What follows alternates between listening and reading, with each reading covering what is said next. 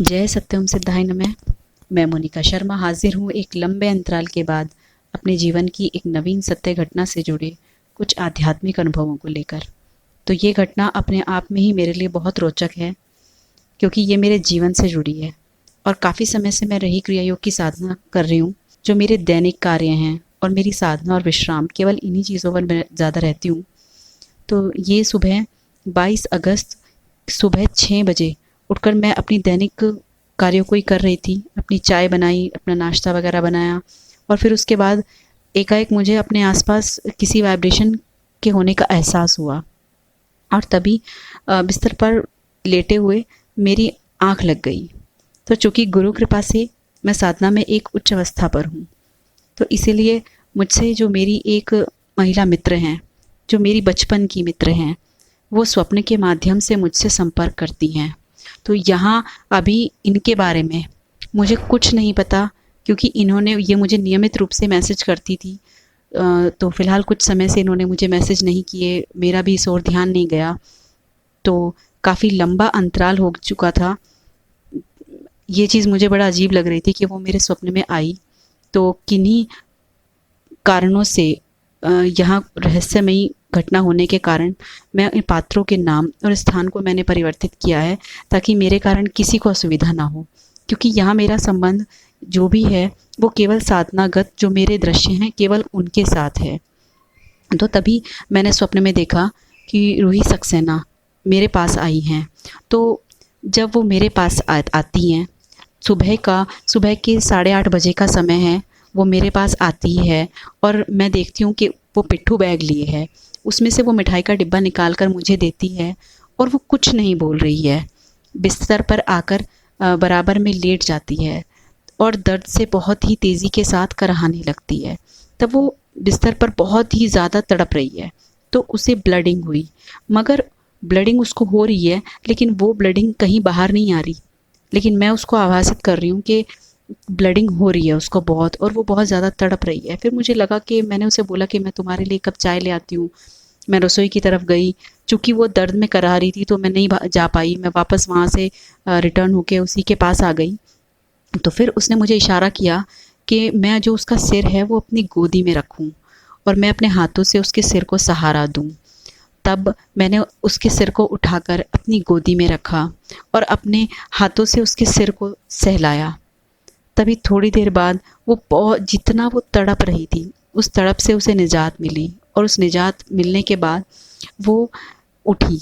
और वहाँ से उठने के बाद उसने फिर वापस उसी बैग को टांगा और उसी बैग को टांगने के बाद वो उसकी यहाँ थोड़ा-सा परिवर्तन स्वप्न में हो रहा है। उसकी टाँगें लंबी हो गई हैं और उसके हाथ भी लंबे हो गए हैं। तो वो एक विकृत अवस्था को प्राप्त हो गई है। तो तभी उसने उस बैग को दोबारा टाँगा और टाँग कर वो मेरे पास आई। तो घर का जो मुख्य द्वार है, घर के मुख्य द्वार पर वो मुझे सी ऑफ कर रही है। जैसे कि वो कह रही है कि बस अब मैं जा रही हूँ। तो उसने मुझे बहुत ही प्यार से गले लगाया, बहुत ही भावुक होकर उसने मुझे स्पर्श किया, मेरी रूह को छुआ। तो इसीलिए मैंने उसका नाम रूही रखा। कहीं न कहीं वो मेरी रूह का ही एक अंश रही। तो तभी देखा कि जो लकड़ी की रिक्शा चलती थी पहले, तो वो अभी रिक्शा वाला आया है बाहर, तो वो धोती और कुर्ता पहन रहा है। तो रिक्शे वाले ने आकर रिक्शा गेट के बाहर लगाई और वो रिक्शे में बैठ गई। रिक्शे में बैठने के बाद उसने पीछे मुड़कर वो मुझे देखती रही और बहुत दूर तक वो अपने हाथ को हवा में लहराती ही रही, आँखों में पानी लिए। और मुड़कर उसने एक बार भी वो खुद को मेरी मुझे देखने से नहीं रोक पाई और मैं भी बिल्कुल ऐसा ही करती रही। उसकी आँखों में बहुत आँसू, बेचैनी, तड़प और बहुत ज़्यादा दर्द था जो मैंने महसूस किया। और अंत तक भी वो मुझे अलविदा ही कहती रही, जैसे वो जा रही है सब कुछ छोड़ के, संसार से सब कुछ वो यहाँ से लेकर जा रही है।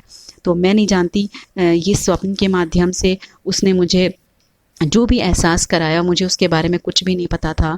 लेकिन तभी मैं यकायक बिस्तर से उठी और बिस्तर से उठने के बाद मैंने अपने हस्बैंड से बोला कि रूही सक्सेना के ऊपर बहुत ज़्यादा संकट है और वो नहीं रही अब, और मुझे ऐसा आभास हुआ है। तो मेरे हस्बैंड को लगा कि नहीं, शायद मैं ऐसे ही बोल रही हूँ, तो मुझे बोलना नहीं चाहिए।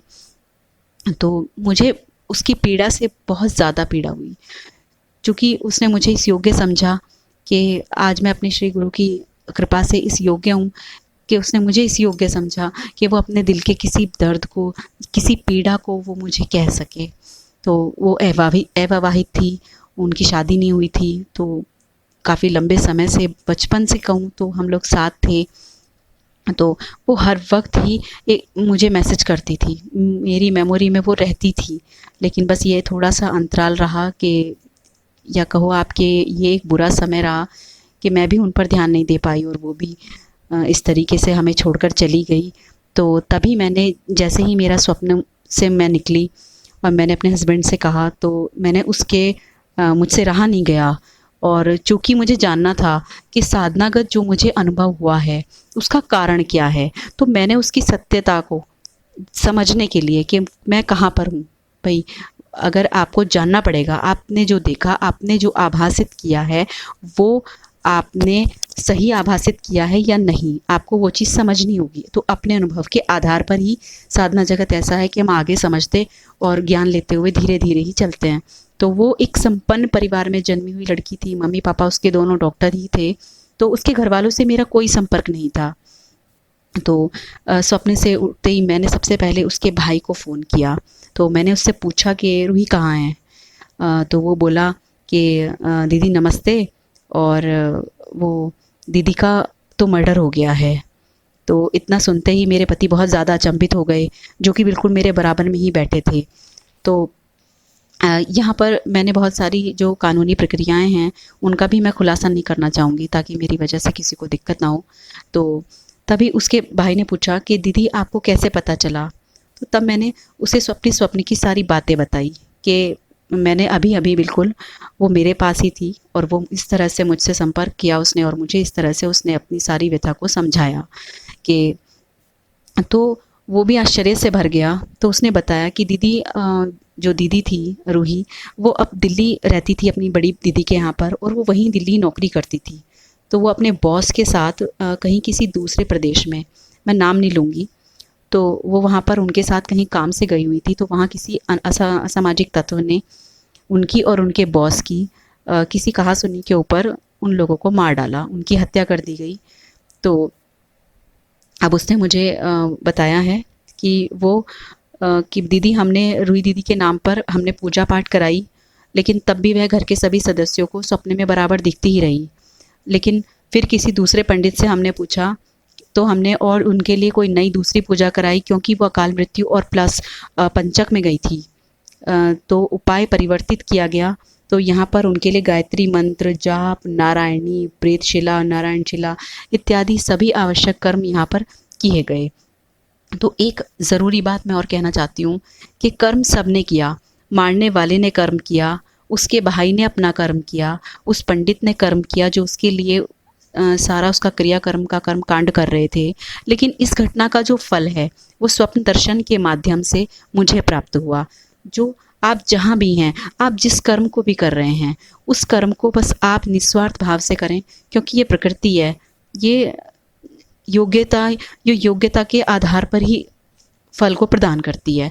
तो जिनका 10 दिवसीय, जो इनका जो 10 दिवसीय समापन 21 अगस्त शाम 7 बजे समापन हुआ। तो अब यहाँ जो मुख्य बात यह है कि 21 तारीख में जो इनका पूजा पाठ सारा किया गया, तो उसका जो इन पुण्य बल था, वो पुण्य बल मिलने के बाद, यानी उस पूरे पुण्य बल को मिलने के 13 घंटे के अंतराल के बाद वो स्वप्न दर्शन के माध्यम से संपर्क कर पाई। क्योंकि ये कोई भी पूजा पाठ वगैरह ये नहीं करती थी। चूँकि ये एक कायस्थ परिवार से थी, तो थोड़ा मॉडर्न फैमिली है, तो वो ज़्यादा इस चीज़ में एक साधारण, बस आप घर में दीपक लगाइए और आप पूजा वगैरह कर लीजिए, बस वो इतना ही था उसका। तो वह सही रूप से किसी को भी अपनी बात नहीं समझा पाई। तो मैं यहाँ कहूँगी कि मृत्यु के बाद और एक नए जीवन को धारण करने से पहले के बीच की जो ये सफ़र रहा, तो उस सफ़र में भी उसे मेरा एहसास था। तो उसका मुझे ये गले लगाना आत्मीयता का एक बहुत ही खूबसूरत मुझे प्रतीक लगा। तो कहीं ना कहीं उसने अपनी आत्मा, मेरी आत्मा को छुआ। तो मेरा उसके साथ पूर्व जन्म का कोई ना कोई संबंध अवश्य ही रहा होगा। तो मेरी रूह का कहीं ना कहीं वो अंश रही। तो मेरी प्रार्थना है सभी से, मन वचन और वाणी से किसी को भी कष्ट ना दें, क्योंकि यही दुख उसके आगामी जीवन में उसके साथ उसकी आत्मा में जाएगा और कहीं ना कहीं आगे उसके नए रूप में और उसके नए व्यक्तित्व में क्रोध और चिड़चिड़ापन भर देगा। जबकि बहुत ही मीठी वाणी वाली, शांत स्वभाव वाली लड़की थी, सबसे प्रेमिक स्वभाव रखती थी, उसका कोई किसी से बैर नहीं था। ये उसका प्रारब्ध था, तो इसीलिए उसे ये प्राप्त हुआ। तो गुरुदेव हमेशा हमें सिखाते हैं कि हमें अपनी आत्मिक शक्तियों का सदा सदुपयोग करना चाहिए। तो यहाँ पर उसका एक अंतिम मैसेज है जो मैं आपको वीडियो में लास्ट में मैं आपको दिखाऊंगी। तो यहीं पर वीडियो को मैं विराम देते हुए सभी से अनुरोध करती हूँ, आप सभी रही क्रिया योग करें, क्रोध और वाणी पर संयम रखें, गुरु मंत्र का नियमित जाप करें और गुरु कृपा से सभी का कल्याण हो। इसी मंगल कामना के साथ जय सत्यम सिद्धाय नमः। परम पूज्य श्री गुरुदेव सत्य साहिब जी की सदा ही जय हो।